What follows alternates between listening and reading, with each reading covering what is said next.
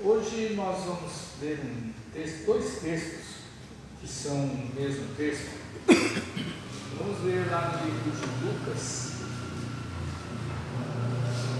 capítulo 5, e depois no livro de Marcos, no capítulo 2, o mesmo texto, só que esse evento que aconteceu, ele está registrado no livro de Mateus, Marcos e Lucas. Mateus e Marcos, eles têm mais ou menos as mesmas coisas escritas.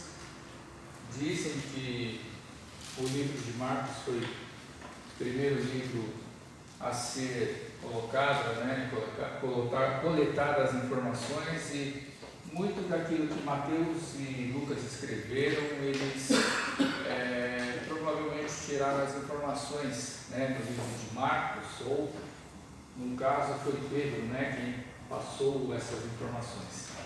Só que o livro de Lucas, a partir desse versículo primeiro, ele tem algumas variações que vão nos ajudar a gente entender um pouco essa situação, tá? Então, o texto que nós vamos ler está lá no livro de Lucas, capítulo 5, versículo 1. Ele vai falar sobre o paralítico de Cafarnaum. Todos acharam? Quem não achou pode acompanhar pela nossa tela que está aqui projetando. E antes disso eu vou fazer mais uma oração. Vou pedir que você feche os olhos comigo. Pai, obrigado por todas as coisas. Obrigado, Senhor, por mais esse dia que o Senhor nos concedeu. Obrigado, Pai, por estarmos na tua casa, Senhor. Nesta noite, Pai, pelo teu Santo Espírito, pedimos que o Senhor venha estar abrindo o nosso coração, o nosso entendimento, que o Senhor venha estar agora, Senhor, colocando e derramando da tua paz, Senhor, nesse momento, para que possamos receber e entender tudo aquilo que será falado, Pai. Aquilo que está registrado, Senhor, na tua palavra, nas Escrituras, nos Evangelhos, e que, ó Pai, nós possamos contemplar mais um pouco da tua glória através de Jesus Cristo, nosso Senhor e Salvador, através desse texto, em nome de Jesus, Senhor. Amém.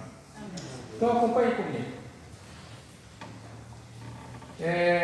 Capítulo 5, versículo 17, falei versículo 1, mas é o versículo 17 que vai falar sobre a cura do paralítico de Cafarnaum. Diz a palavra de Deus, que está assim registrada por Lucas, está escrito assim: Ora, aconteceu que num daqueles dias estava ele ensinando, e achavam-se ali assentados fariseus e mestres da lei, vindos de todas as aldeias da Galiléia, Judéia, Jerusalém, e o poder do Senhor estava com ele para curar. Vieram então os homens, trazendo em um leito um paralítico, e procuravam introduzi-lo e pô-lo diante de Jesus. E não achando por onde introduzi-lo por causa da multidão, subindo ao eirado, o desceram no leito por entre os ladrilhos para o meio diante de Jesus. Vendo-lhes a fé, Jesus disse ao paralítico: Homem, estão perdoados os teus pecados. E os escribas e fariseus arrazoavam, dizendo: Quem é esse que diz blasfêmias? Quem pode perdoar pecados senão Deus? E Jesus, porém, conhecendo-lhes os pensamentos, disse-lhes: Que arrazoais em vosso coração? O que é mais fácil dizer: Estão perdoados os teus pecados? Ou levanta-te e anda? Mas, para que saibais que o Filho do Homem tem sobre a terra autoridade para perdoar pecados, disse ao paralítico: Eu te ordeno, levanta-te, toma o teu leito e vai para casa. Imediatamente se levantou diante deles, e tomando o leito em que permanecera deitado, voltou para casa glorificando a Deus, e todos ficaram atônitos, davam glória a Deus, e possuídos de temor diziam: Hoje vimos prodígios. Agora voltem as suas Bíblias lá para o livro de Marcos, capítulo 2, nós vamos ler o mesmo texto, e existem algumas poucas diferenças naquilo que está escrito. Marcos capítulo 2, versículo 1 diz assim: Dias depois entrou Jesus de novo em Cafarnaum, e logo ocorreu que ele estava em casa.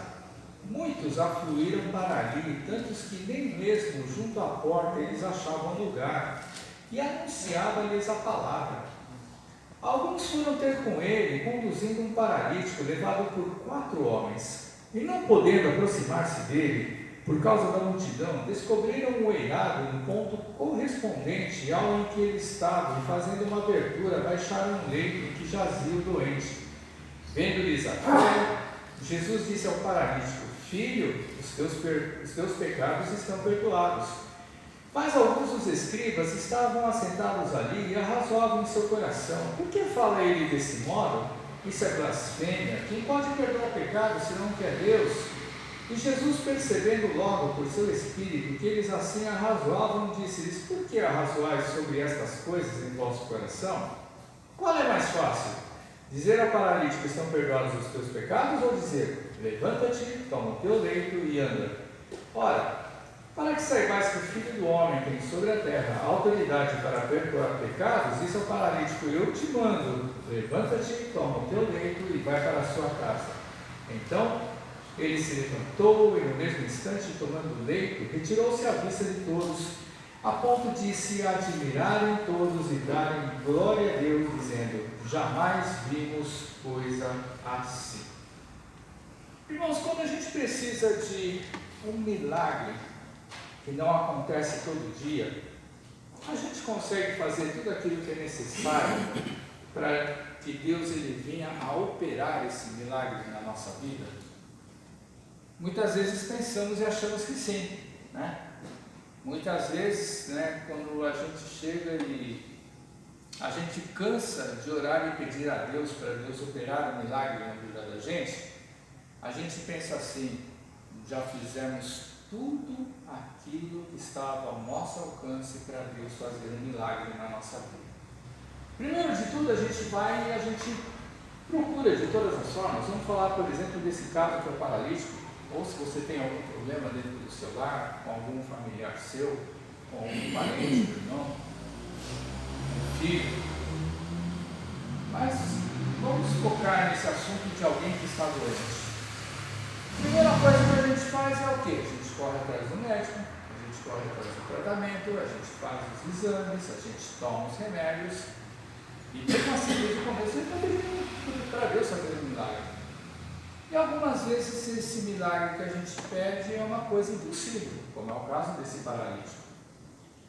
Essa situação, especificamente falando, a gente vai ver que existe uma pequena diferençazinha quando a gente faz a leitura do livro de Marcos e do livro de Lucas. Quando você começa a ler o livro de Lucas, você vai ver assim que ele começa a dar uma imaginação, uma percepção de tudo aquilo que estava ao redor da situação, e ele começa a contar meio que de uma maneira devagar, as coisas acontecendo aos poucos nessa situação. E quando a gente vai direto para o livro de Marcos, a gente vai ver que Marcos ele é bem prático na situação. Mas uma coisa interessante é que ele vai falar aqui na palavra de Deus que ele estava em Cafarnaum. Para começar, Cafarnaum era mais ou menos o lugar, o primeiro principal lugar onde Jesus ele começou a pregar o Evangelho, onde ele começou a fazer muitos milagres. Quando você vai começar a ler o livro de Marcos, você vai ver assim, se for uma ordem cronológica, você vai ver que ele operou alguns milagres extraordinários. Ele curou um endemoniado, ele curou a sogra de Pedro, ele curou pessoas que estavam doentes, e aí ele chegou, ele já estava com uma certa fama.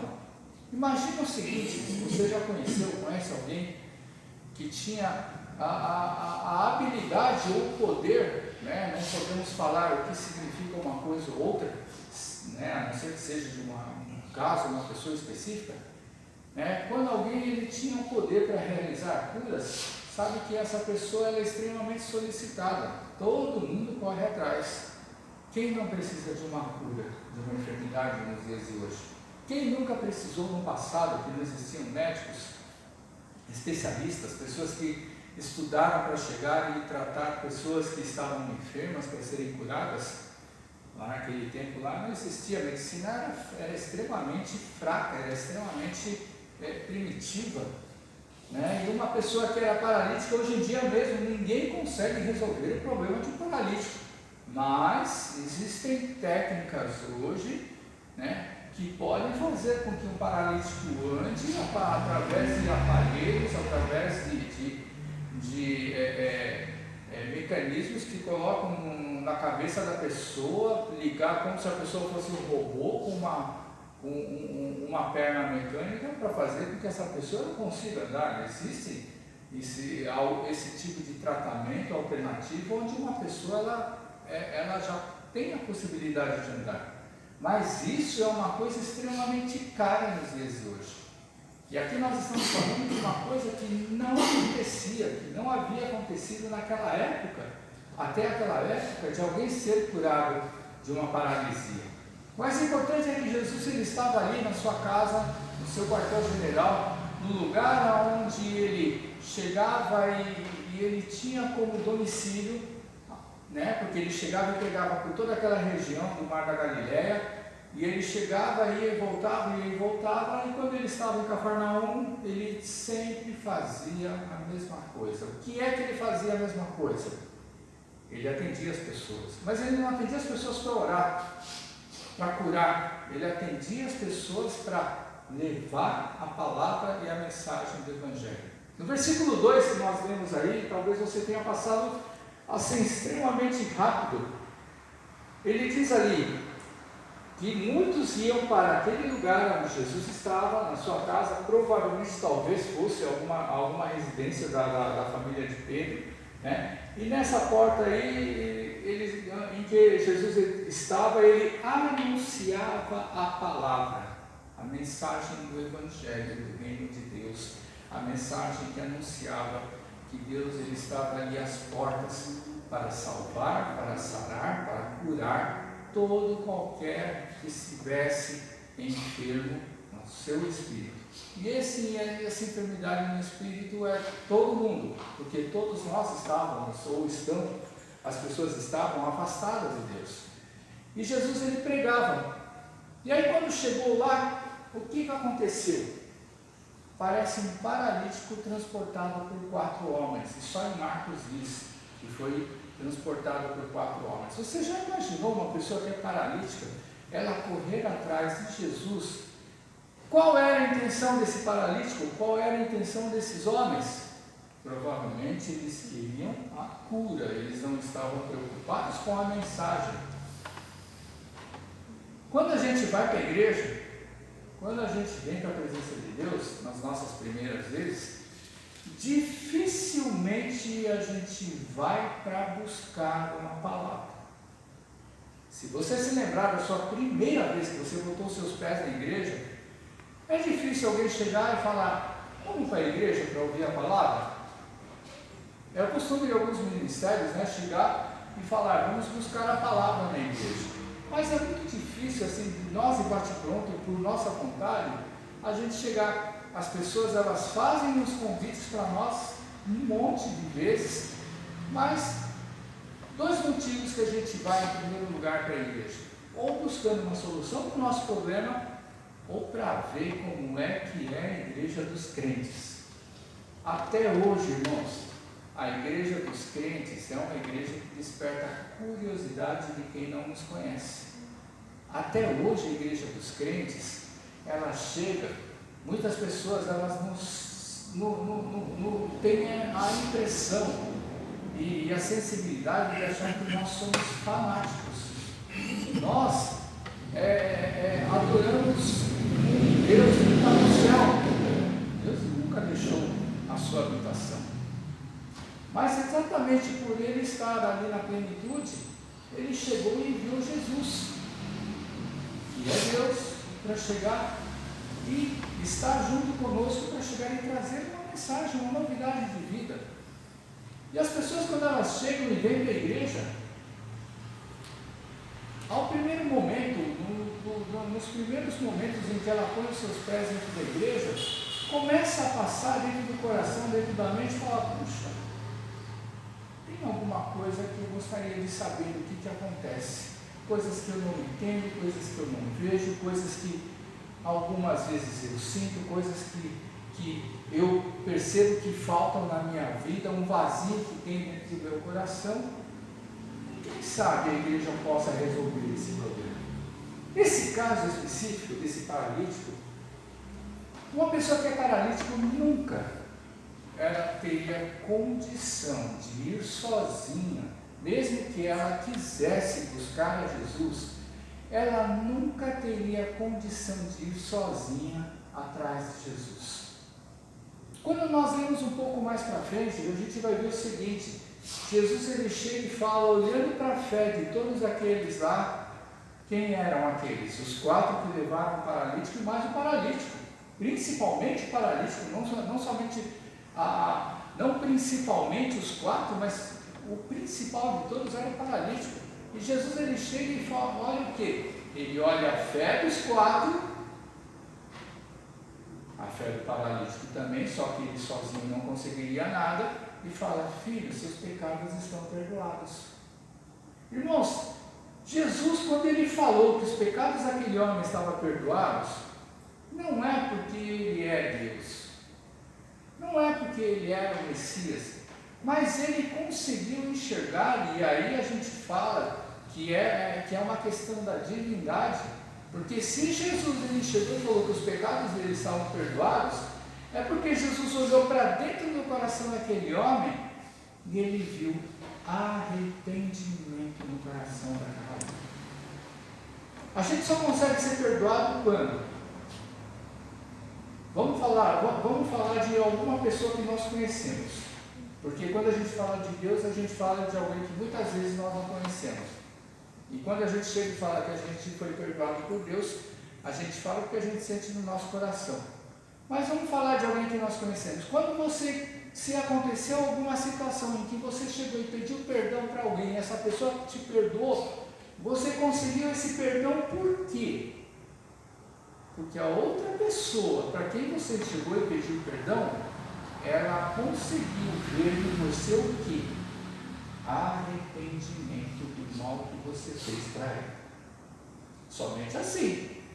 Para alguém me perdoar, muitas vezes a pessoa chega e fala assim, eu te peço perdão por aquilo que eu te fiz em nome de Jesus Cristo.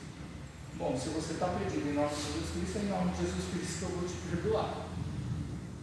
Só que é só em nome de Jesus que nós perdoamos as pessoas? Não. Porque se você perdoar as pessoas somente em nome de Jesus, aquele negócio ele vai ficar criando uma raiz dentro de você, que a gente sempre fala assim, o mal que aquela pessoa me fez eu não vou esquecer nunca. Eu perdoei, mas eu não vou esquecer nunca. Ou seja, se essa pessoa precisar de você algum dia, provavelmente, talvez você não vá chegar e ajudá-la. Agora, quando você perdoa a pessoa no seu nome, e em nome de Jesus Cristo, que está selando todas as coisas, é porque você conseguiu enxergar sinceridade na palavra, na voz, na pessoa daquela que chegou e te pediu perdão.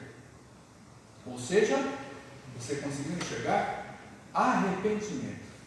Por mais esquecendo aquela situação em que a pessoa está querendo te enganar. Mas se você olhar para a sinceridade, se você perdoar de coração, é porque você enxergou arrependimento. E aí, você apaga, não apaga da sua mente, mas você apaga do seu coração aquele mal que ela te fez. E se algum dia aquela pessoa precisar de você, você vai ajudá-la. Olha só que interessante. Então, Jesus ele enxergou isso no coração daquele homem. Mas vamos voltar um pouquinho à situação para a gente chegar nesse momento. Esse homem foi levado por 4 homens. Você já imaginou? Existe um ditado que as pessoas falam no mundo que até o dia que a gente morrer, nós temos que ter pelo menos 6 amigos, né? Um para cada alça do nosso caixão. É um ditado que diz no mundo, né? Se você não tiver pelo menos 6 pessoas conhecidas, você vai ser carregado pelo coveiro. Não é verdade? Se não tiver 6 pessoas ali. Mas imagina o seguinte, o paralítico ele precisava de 4 pessoas para carregar. E aí, a gente vai pensar e a gente vai lembrar de uma coisa extremamente importante na vida da gente. Quão importante é a gente chegar e a gente, em primeiro lugar na nossa vida, a gente ter uma família. Sabe por que é importante ter uma família? Jesus ele fez um carta de 12 pessoas, e até o último momento, aquele que o traiu estava junto, porque ele estava lá na celebração da Páscoa, e Jesus apontou ele assim, disse no meio dos 12, ou seja, Jesus ele fez um carta de 12 homens, fez com que esses 12 homens andassem junto com ele, mas o mais importante de tudo, Jesus ele fez esses 12 homens serem uma família com ele. Olha só a importância de nós termos uma família, olha só a importância de nós termos uma sociedade, uma comunidade, um grupo de amigos, não importa, mas é você chegar e você ter um vínculo, um laço e uma união com essas pessoas. Como você consegue isso, irmãos? Aqueles 4 homens, a Bíblia não diz, ela não explica e ela não fala, e tudo aquilo que nós formos falar acerca disso daí é simplesmente uma conjectura, mas algumas coisas que diz ali, quando Jesus ele fala que ele olhou para a fé, e a fé não foi somente do paralítico, porque se fosse somente do paralítico, ele nunca estaria na frente de Jesus naquele momento.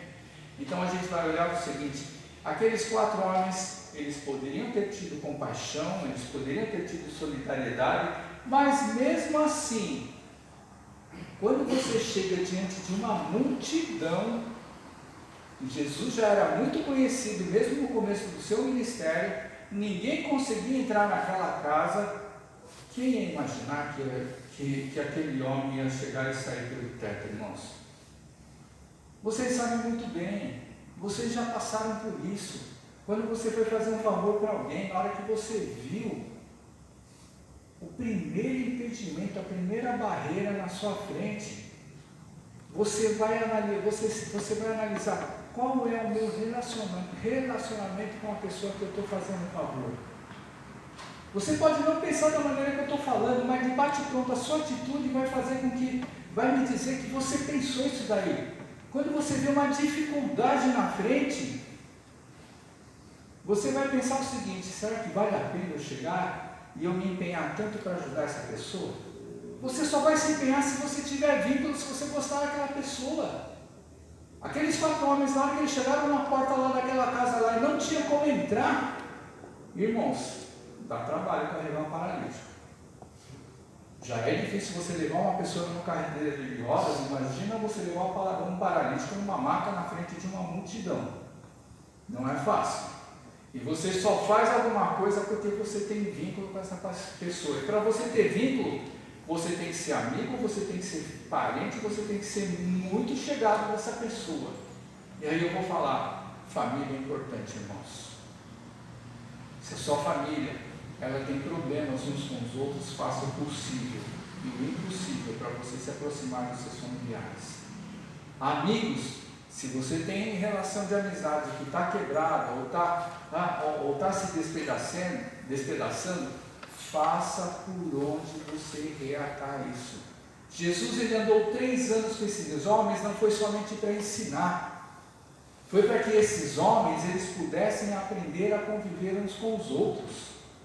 Foram para que esses homens eles pudessem aprender, que a maioria deles eram pescadores, que a vida não era simplesmente pescar, ou seja, a vida não era simplesmente trabalhar, ir lá catar peixe, trazer, limpar, vender e sustentar a família que eles tinham.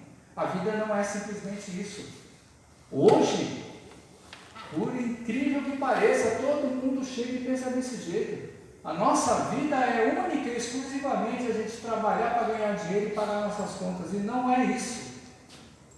Jesus ele chegou e falou: viva o seu dia, cada um viva o seu dia, o seu mal, mas que nesse dia mal nós temos que buscar o que em primeiro lugar? Temos que buscar a Deus. Se eu não buscar a Deus, se eu não buscar Jesus, se eu não buscar o reino de Deus, nada daquilo que eu fizer na minha vida vai valer zero, não vai ter valor nenhum. E aí esses homens quando chegam lá, Marcos não explica direito, mas Lucas ele vai chegar e vai falar que esse homem ele foi descido pelo eirado. E aí eu pensava o seguinte no passado: irado, como é que um cara, numa maca, ele vai chegar e subir no alto do teto? Irado é o telhado, é a base de uma casa, que está, no passado não existia laje, mas era o fogo da casa. E aí eu pensava assim: puxa vida, como é que o pessoal conseguiu subir uma maca pela lateral para chegar lá no telhado da casa e descer bem no meio do lugar da sala onde Jesus estava? E para se chegar no teto de uma casa, antigamente existia uma escada externa, em que subia e você chegava lá no alto da casa, lá no alto do telhado. Então já era simples. Mas mesmo assim, quando você está lá no alto lá, e se 4 pessoas precisavam carregar uma maca, imagina que esse cara pesava. Imagina que esse paralítico ele pesava. E quando eles descobrem lá o telhado lá, descobrem um fogo para descer lá, imagina Jesus no meio de uma multidão olhando para cima e vendo um cara numa maca sendo descido por lá por 2, 3 ou 4 homens, vai saber quantos eram ali naquele momento que estavam lá descendo, chegar e descer lá no meio. O que você ia pensar? O que você ia pensar? Provavelmente você ia pensar a mesma coisa que Jesus. Caramba, que fé esse homem, ou que fé aqueles 4 homens tiveram para descer um paralítico no meio daquela multidão, no meio do momento em que Jesus ele estava ensinando a palavra de Deus para aquela multidão. E Jesus recompensou. E Jesus ele olhou o esforço daquelas pessoas.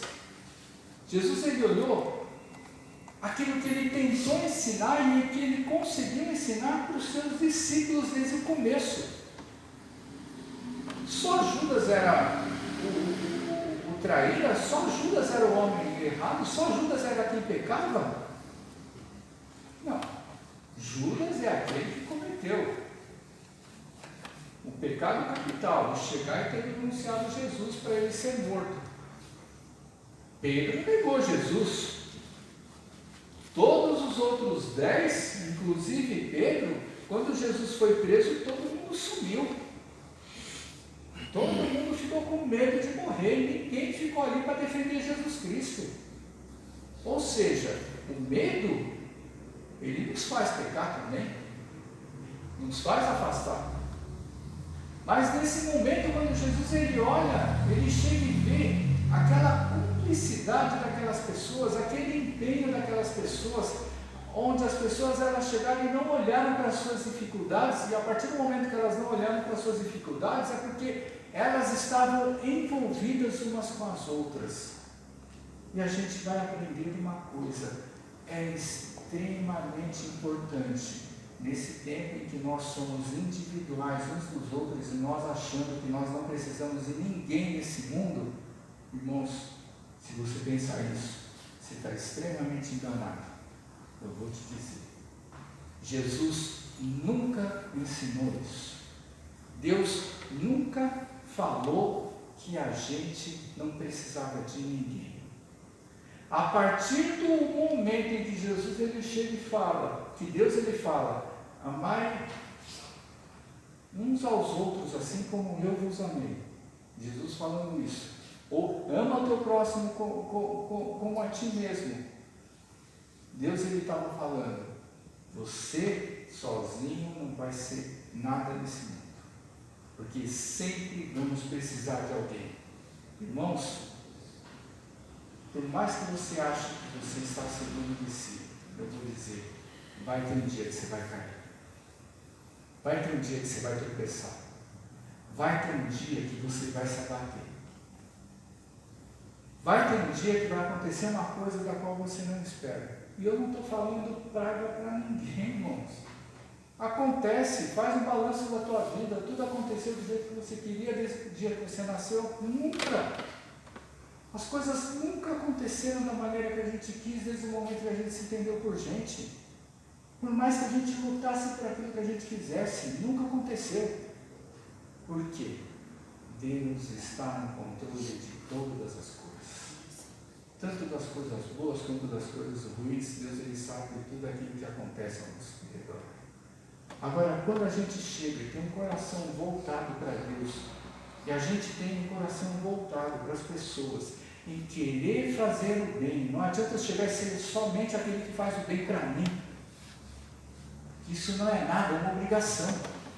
Mas nós temos que fazer o bem para todos, para os nossos familiares, para os nossos amigos, para qualquer pessoa. Eu tenho que me doar para todo mundo. Não é isso. Mas você pode ter certeza. Quando a sua mão direita faz uma coisa e a esquerda não fica sabendo, pode ter certeza, nos momentos difíceis, Deus ele vai enviar o seu anjo para te ajudar. E esse anjo é uma pessoa. E esse anjo é alguém que talvez você nem espere, ou que seja alguma pessoa que faça parte do seu relacionamento, que vai se desdobrar para te ajudar. Aquele paralítico lá, se não fosse aqueles 4 caras, ele nunca teria sido curado. Ele nunca teria chegado na frente de Jesus. E quando Jesus ele faz, e aí eu falo para você, ele chega e olha para aquele paralítico e fala que os pecados dele estão perdoados. Aí aparece sempre aquela conversinha. Aquelas pessoas, aquelas que se acham entendidas. Lucas vai falar dos escribas, mestres da lei, dos fariseus. Marcos ele vai falar somente dos escribas. Ou seja, as pessoas que acham que conhecem e sabem de alguma coisa.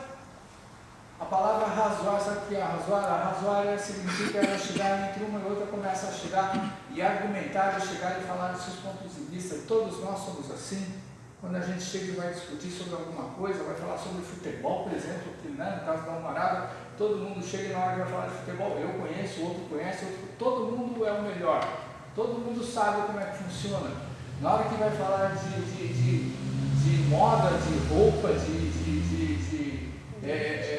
beleza, a mulherada, quando começa a conversar uma com a outra, todo mundo sabe de tudo, todo mundo sabe, todo mundo experimentou, é assim. E aí começam a falar e discutir. A situação naquele momento era a seguinte: quem é Jesus para perdoar alguém? Só que essas pessoas, quando elas começaram a discutir, quando elas começaram a debater lá e falar uns com os outros, eles estavam pensando que eles conheciam a Deus. Eles estavam pensando que eles sabiam que Jesus não era nada. Irmãos, nós não somos nada mesmo.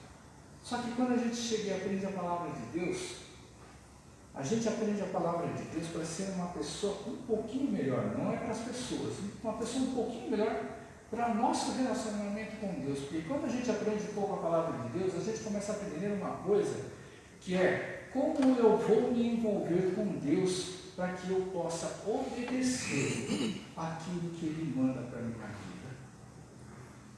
E aí aquelas pessoas, achando que elas sabiam de tudo, elas falaram: quem é esse cara que apareceu ontem, só porque fez uma curazinha aqui, outra ali? Jesus expulsou demônio, irmãos. Quem é que consegue expulsar demônio? Fulano de tal daquela igreja ali, ele expulsa demônio, ele é mestre em expulsar. Tudo bem, ele aí, você é? Nós somos? Outros são? Aí ele chega e fala: Jesus, ele curou um monte de gente doente. Olha, dor de cabeça, você toma uma aspirina. Você está com dor no quê? Você vai e toma um Dorflex, um relaxante muscular. Ótimo. Mas essas coisas não existiam naquela época. Quando fala de remédio, não aceita, mas todo mundo tem uma receitazinha aqui e outra ali, É um remedinho aqui, um remedinho ali, todo mundo sabe, mas na hora de correr atrás do médico, ninguém vai.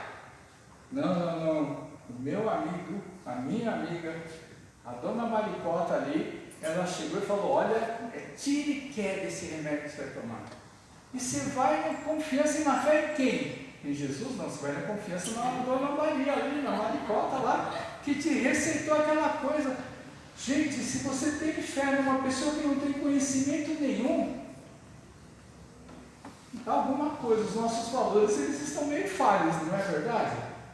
Porque Jesus, ele estava anunciando uma verdade. E aí ele chega, Jesus lê os pensamentos das pessoas, e aí mostra o quão Deus ele é. Porque quem lê pensamento é só Deus, quem lê coração é só Deus, e Jesus é Deus.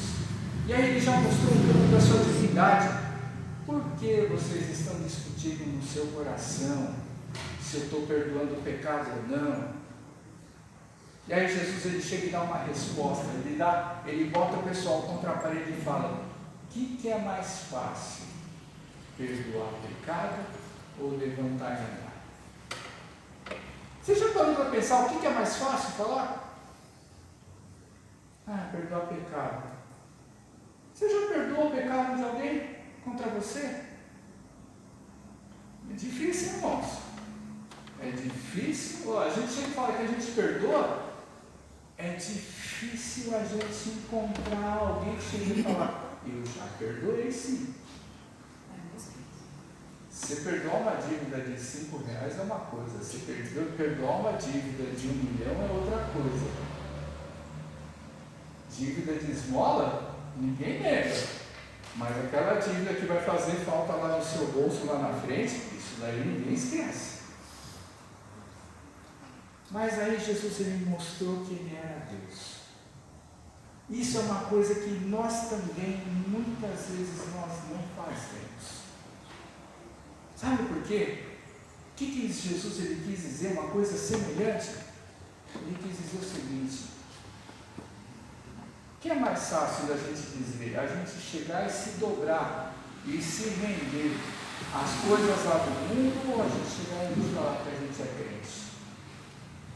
Está cheio de gente aí que chega e fala que é crente dentro da igreja. Na hora que bota o pé na rua, irmãos, tem um monte de gente que não está nem aí. Não é nem com a igreja, irmãos. Essas 4 paredes aqui, a gente está aqui servindo, mas elas não querem dizer absolutamente nada. Essas 4 paredes aqui, elas existem para mostrar que nós temos que congregar para a gente adorar um Deus que é único, verdadeiro, que não nos abandona, que cuida de nós, que se interessa por nós e que se preocupa conosco. Agora, quando a gente vai para a rua, a gente passa o domingo e entra na segunda-feira, sabe o que a gente quer saber? A gente quer saber da nossa luta pela sobrevivência. Essa é a realidade. A gente não quer saber da nossa vida com Deus, o nosso dia a dia. E Jesus, quando ele dá essa resposta, ele está querendo dizer o seguinte: eu sou crente, ou seja, eu sou o Filho de Deus. Quando ele chega e fala, para que vocês saibam quem é o Filho do Homem e quem tem autoridade sobre isso, e aí a palavra de Deus ela está escrito Filho do Homem com letras maiúsculas, está querendo dizer aquele que é verdadeiramente Filho de Deus. Eu vou pedir para você abrir lá no livro de Daniel, que Jesus ele tirou esse título lá do livro de Daniel, que Daniel anunciou a Jesus Cristo 500 anos antes dele, mais ou menos. Daniel capítulo 7, versículos 13 e 14, olha só a revelação que Deus tinha dado para Daniel, para falar acerca desse Filho do Homem. Daniel capítulo 7, versículo 13, diz aí Daniel quando ele estava tendo a visão: eu estava olhando nas minhas visões da noite, e eis que vinha com as nuvens do céu um como o Filho do Homem. O mesmo título que Jesus utilizou na cura desse paralítico. E dirigiu-se ao Senhor de Dias, a Deus no caso, e o fizeram chegar até ele. E foi-lhe dado domínio e glória e reino, para que os povos, nações e homens de todas as línguas o servissem. O seu domínio é domínio eterno, que não passará, e o seu reino jamais será destruído. Satanás ele tentou destruir, o governo, o Império Romano tentou destruir, os sacerdotes judaicos tentaram destruir o Império de Jesus, mas o Império de Jesus não era da terra, o Império de Jesus não estava na carne dele, não estava na pessoa dele, mas estava no nome que ele carregava, e ele carregava o nome de Deus dentro de si. E com essa autoridade do Filho do Homem, ele chegou e declarou para aquele paralítico: levanta e anda. Irmãos, se a gente estivesse ali naquele lugar, como é costume nosso nos dias de hoje, em muitas igrejas, quando a gente vê um milagre ou alguma coisa acontecendo, a gente começa a glorificar a Deus, e ali eles estavam glorificando a Deus, a gente começa a bater palmas, a gente começa a gritar, e a gente começa a falar bem alto. E foi exatamente isso que aconteceu, porque um milagre desses, quando acontece, gente, é somente Deus para fazer uma coisa dessa. E Jesus, ele estava com o poder de Deus. Lucas, ele vai falar no primeiro versículo que nós lemos, o poder de Deus estava sobre ele naquele tempo, para mostrar que a glória de Deus, e para mostrar e comprovar que Jesus, ele veio para cumprir uma coisa tão importante da ordem de Deus, mas tão importante para as nossas vidas, que muitas vezes nós não damos valor. Jesus, ele veio nos libertar do pecado. Jesus, ele veio nos libertar da servidão, da escravidão do diabo na vida da gente. Jesus, ele veio nos libertar do terror que assola o nosso coração e a nossa mente e a nossa cabeça dia após dia. Quando vão se avançando os nossos dias, a gente vai vendo que a nossa hora vai chegando e a gente vai percebendo que muitas vezes as nossas forças estão se acabando. E a gente vai vendo que as dores, elas estão começando a aumentar na nossa vida, e a gente percebe o seguinte: o nosso tempo está passando.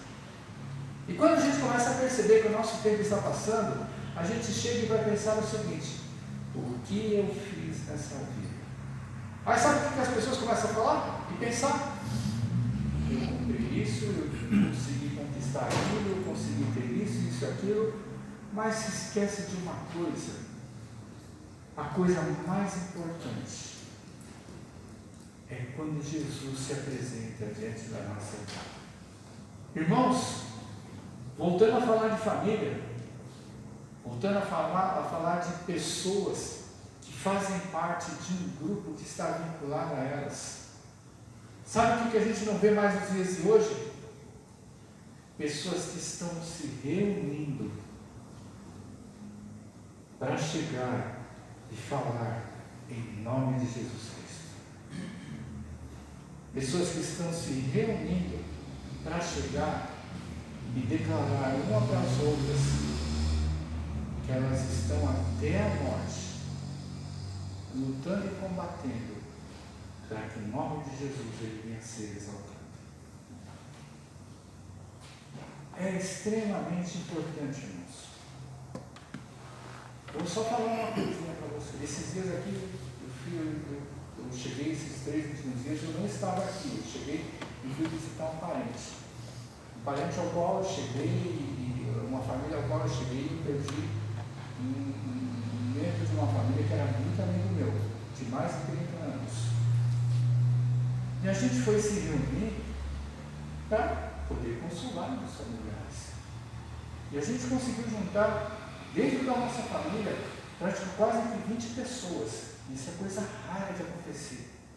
E no momento da gente ir embora, irmãos, que a gente começou a falar umas palavras, eu e meu cunhado, eu pude ver uma coisa.